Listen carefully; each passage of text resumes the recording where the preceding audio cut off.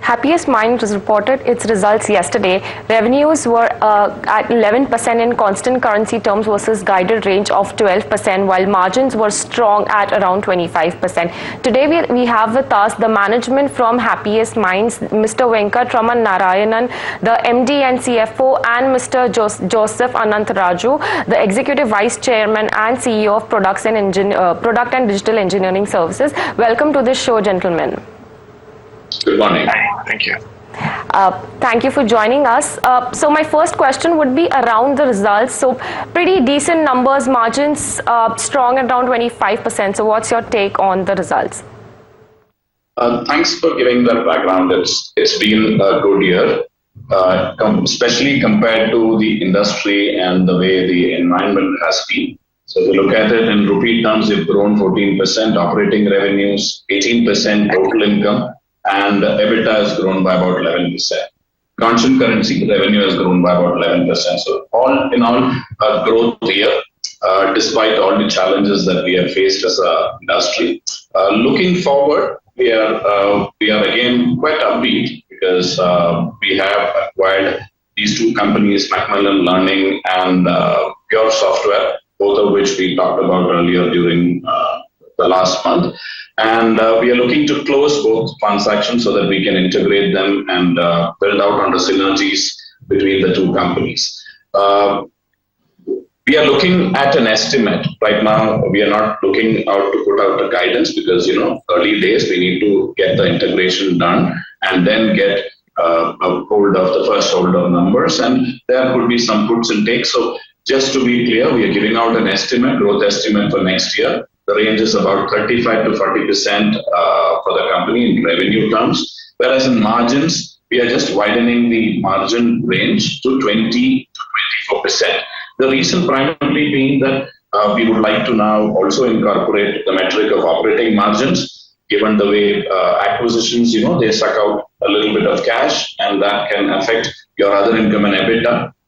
So to make sure that we remove that noise, we would also get a comparable metric of operating margins. Give us time on that and we'll stabilize on that reporting. So these are the two numbers that I would look to put out for the next year, and also say that the growth or the revenue estimate of 35 to 40% includes a healthy share of organic growth. Last year, the 11% growth that you have seen is almost completely and wholly organic because we couldn't consummate any acquisition during the year. So we'll be building out on that strength and the strong franchise that has been built by us over the last 12 plus years. Sure, sir. So just coming back to you mentioned 35 to 40% increase in revenue. So that's organic plus inorganic, right? That includes both. That's correct. We have never given we are not given a separation between the two numbers in the past as well. And that's what we are continuing that practice. But from when the results get published, you can do the calculations to figure that out. But this is a number which is both organic and inorganic put together. Sure. And about margins, you mentioned around 20 to 24%. So that'll be around flat in terms of YOY because currently we are around at 24.5%. Yes, 24.5% is on EBITDA, while operating margins could be slightly lower. EBITDA includes other income. But like I said, when you're going to pay about 750 crores out of your cash chest of 1,350 crores, there is an impact on other income. Other income forms part of EBITDA. So this outflow has to be made through the operating margin that comes from the acquisition, which is why we are saying that we will now give both EBITDA and operating margin. So that will be a disclosure on both of those counts. And I would like to now hold on to a range of 20 to 24%. Because once you start the integration process, that's when you know that there are certain puts and takes on the margin calculations between the two companies. But I would like to say one thing or clarify on one thing here. Both the companies that we have acquired are cash generating growth companies, profitable and synergistic with us. So if you look at EPS, whether it is cash EPS or just plain EPS, both acquisitions will be. So they are accretive from all fronts. Sure, got that. So in terms of acquisitions, by when can you expect the edutech vertical acquisition to complete, or has it already been integrated? And number two, the edutech vertical has been around 22% of the revenue share. So after this acquisition and incorporation of the same, how do you expect revenue from this vertical to move going ahead? So, While I talk about the acquisition, go ahead. the acquisition of the vertical of Macmillan India is complete. It was a small acquisition, and you could even look at it as a roll-up actually of their India operations. But that is complete, and we've got those people working with our team and looking at what cross synergies that we can get. And in terms of the edutech vertical, from a absolute, as you understand, the sector, if you really break it up into at a broad level, is having a slightly difficult time. But then you have to break it up into the different subsegments. You have the higher ed, you have K-12, which is more of your schooling, all the way from kindergarten to 12th grade, and you have professional and workforce development. The part that's most impacted is higher ed, and many of our customers were in this space. What we're doing as we speak is diversifying into the other two areas, into K-12 and into workforce and professional development, where there's investments taking place, especially if you look at it the right areas within these two subsegments. Our goal is to make sure that we are able to, we may not be able to grow at the same level as the rest of the company, but to make sure that we come somewhere in between and sustain the growth that we have while we diversify away from higher ed into the other two subsegments that I talked about. Sure, got that. Now, in terms of sectoral revenues, I see that healthcare has been a strong vertical, and you have been reporting it separately as well. So any more color on it? How do you expect it to move? The growth will be strong. Any color on this? Yeah, I think this is an area that we feel quite excited about. Earlier we did have a few customers, but last year, and we brought in a domain head a couple of years back to look at this space and build, I would say, domain capability and expertise. And last year we started reporting it as a separate vertical. And as you rightly mentioned, the percentage and absolute revenues has been growing quarter on quarter. And we think there are a few subsegments under this that will continue to be exciting. If you look at the pharma industry and the digital part of pharma, they've been a little behind. And so there's a fair bit of investment taking place. Again, the medtech business is an area that is seeing a lot of investment just because there's so much of new changes that are technological changes that are providing totally different ways of building and getting devices out and connecting them and using software. So especially the software part is something that many of these device manufacturers are taking a look at and using cloud and other things. So there's a lot of investment going into this space, and we feel that our continued focus on this will result in this segment continuing to do well. Sure. Got that. Another question in terms of cloud offerings, right? So as we all know, the macroeconomic uncertainties are, pressuring the client budgets, etc. And your revenue from cloud digital infrastructure has been around 42% from 47% last year of the same quarter. So what can be the possible reasons behind this tad reduction in terms of revenue from cloud business? Sure.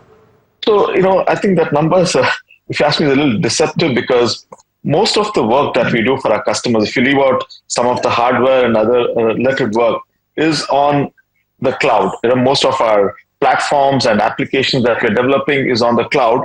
If you look at analytics, all of our analytics work, or most of it, I shouldn't say all, 95, 98% would be happening on cloud, whether it's on Azure, AWS, or Google using their cloud infrastructure, right?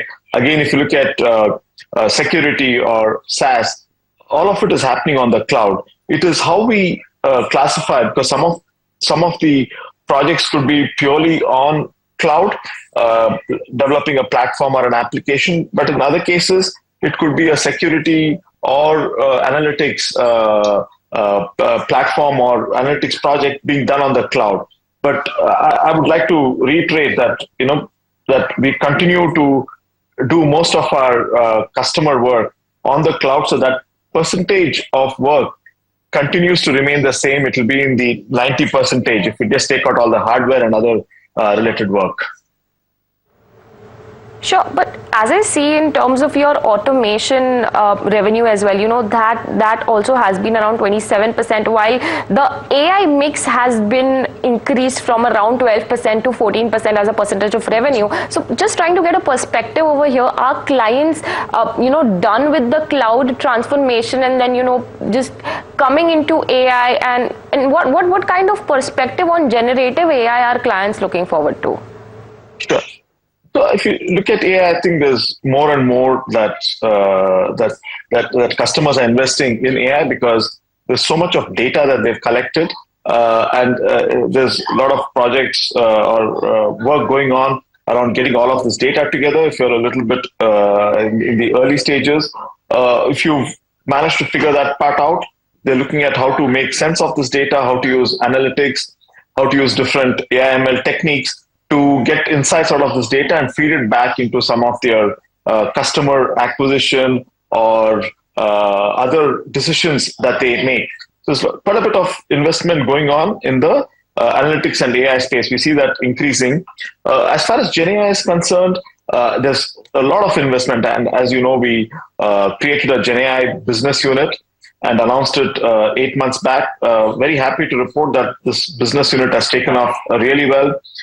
We have the whole leadership in place, including sales, delivery, technical, and the senior leadership. We have a team of around 70 people that's fully trained and, on GenAI and other technologies. And we have around 14 customers as we speak, where we are either doing a POC or doing an implementation. And we see that with many of our customers, one of the common areas of conversation is around GenAI. And some of them are in their early stages, trying to understand where they can really use the technology. So there's a lot of back and forth that we are leveraging the implementations we've done with our customers to come up with use cases. With some of the others, they have an idea and we're helping them do POCs to validate the technology. And in other cases where they have understood where they want to go with this technology, we're actually doing implementation. So a lot happening on the GenAI front. Sure. So very good, interesting insight on this. And lastly, in terms of the product engineering services business, I see that the revenue has been on a rise, but the margins have come a tad lower at around 17.5% to 20% last year, same quarter. So higher share of revenue from a segment whose margin is gradually coming down. How can one have a look on this? So you're talking about the percentage share of revenue, right? Correct. Yes, sir. Okay. You said margin, that's right. So again, if you look at the percentage of revenue, there was a sharp uptick in Q1 and Q2. And at an absolute level, we've been flat the last 2 quarters, maybe just a little bit of growth. So relatively speaking, the percentage of revenue has come down. And some of that, you can attribute to a couple of two areas, right? One is in the edtech space. We had a couple of customers in the higher ed area, where we've had some ramp down. And in another case, in a couple of other cases, we had taken on a fixed price engagement to deliver a platform, and it sort of came to an end in the Q3, Q4 timeframe. So and these were pretty large engagements, multi-million-dollar engagements. So that's what you see as a little bit of a dampener on the revenues. And as a result, while we've been able to get a little bit of growth at a relative level because the company has grown at a faster pace, a faster pace, the percentage of revenue has dropped a little bit. Sure, sir. Sure, sir. Got that. Very interesting insight on revenue margins and the outlook. And thank you for joining us today. So this was Happiest Minds. Stay tuned to NDTV Profit for more.